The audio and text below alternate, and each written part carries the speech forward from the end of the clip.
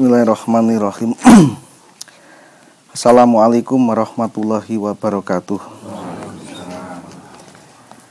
Bismillahirrahmanirrahim. Qala mu'alifu rahimahumullahu ta'ala wa nafa'ana bihi wa bi ulumihi fid-dharaini amin amin ya rabbal alamin. Bismillahirrahmanirrahim. Ayhadal faslu. Alladzi utawi perkara yalzamu kang wajib fihi ing dalem alladzi apa niyatul imamati niat dadi imam iku arbaun ana papat apa mawon al jum'atu rupane suwijine salat Jumat wal mu'adatu lan salat kang den baleni wal mangduratu lan salat kang den nandari nandarine mau jamaatan hale berjamaah wal mutaqaddimatu lan salat kang den jamak takdim fil matori ing dalem udan. Fasal ini menerangkan tentang alladzi yalzamu fihi niyatul imamah, yaitu seseorang yang diwajibkan untuk niat menjadi imam. Artinya niat jadi imam itu diwajibkan ada dalam 4 perkara. Di dalam 4 perkara. Maka orang ketika kok dia mau sholat, maka dia harus niat menjadi imam. Itu ada 4 perkara. Apa saja? Yang pertama yaitu al-jum'atu. Yang pertama yaitu sholat Jumat. Sholat Jumat itu salah satu sholat yang di situ wajib bagi kita sebagai imam untuk niat sebagai imam. Begitupun juga dengan makmum. Ketika dia kok makmum, maka dia juga niat menjadi makmum. Maka ketika kita kok niat, kita sholat Jumat, kok tidak bagi makmum tidak niat makmum, bagi imam tidak niat imam, maka sholatnya tidak sah. Itu sholat Jumat. Maka di situ beda dengan sholat yang lain, kayak seperti contoh sholat maktubah, sholat wajib. Sholat wajib itu meskipun kita di masjid, kok imam misalkan tidak niat menjadi imam, makmum niat menjadi makmum, itu kita sebagai makmum tetap sah. Sholatnya imam pun sah, makmum juga sah. Beda dengan Jumat. Kalau Jumat, kalau niat imam atau niat tidak menjadi imam atau niat tidak menjadi makmum, maka sholatnya tidak sah. Perbedaan sholat Jumat dan maktubah atau sholat fardu. Nah, misalkan kok ada sholat di situ, sholat imam di masjid, sholat duhur misalkan. Sholat duhur, imamnya tidak niat menjadi imam. Usolli fardhu dhuhri arba'a rakaatin mustaqbilal qiblati imama lillahi ta'ala. Misalkan imamnya tidak mengucapkan imama lillahi. Sing makmum mengalafatan makmuman lillahi ta'ala. Maka yang mendapatkan pahala pahala jamaah hanya cuman makmum. Si imam tidak. Cuman sholatnya tidak sampai batal. Beda dengan Jumat. Kalau Jumat sekalipun dia sholatnya itu sudah syarat rukunnya sudah memenuhi, tapi dia cuman beda lafadznya itu tadi, lafadz imam tidak diucapkan, yang makmum juga tidak diucapkan. Nah ini batal, otomatis batal. Karena kan sholat Jumat itu memang sholat namanya saja Jumat jamaah, maka di situ memang harus dilakukan bersama-sama, berjamaah. Kalau maktubah kan bisa munfaridan, sholat sendiri, bisa berjamaah. Tapi kalau sholat Jumat memang di situ diharuskan dan diwajibkan untuk berjamaah. Tidak ada sholat Jumat kok sendiri-sendiri. Karena salah satu daripada alasannya. Dan sholat Jumat itu kan ada batasan minimal niku sholat Jumat itu 40 orang.